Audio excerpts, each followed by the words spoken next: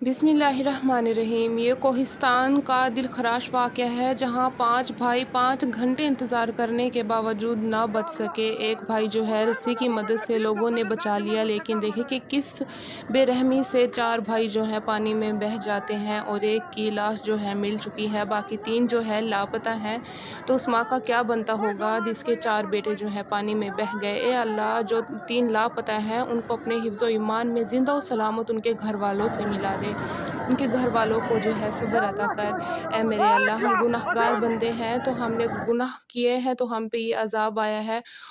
गरीब जो है मदद के लिए तड़प रहे हैं, भूख से मर रहे हैं। तो ये देख लें कि आप कोई भी जो है अमीर बंदा मदद के लिए नहीं बैठा है और ना ही भूख से मर रहा है। टिकटॉक पर जाके देखें कि लड़कियां जो है उसी तरह नाच गाने कर रही हैं। उनको उनके ऊपर कोई असर नहीं हुआ है कि गरीब जो लोग हैं किस हालत में मर जी रहे हैं।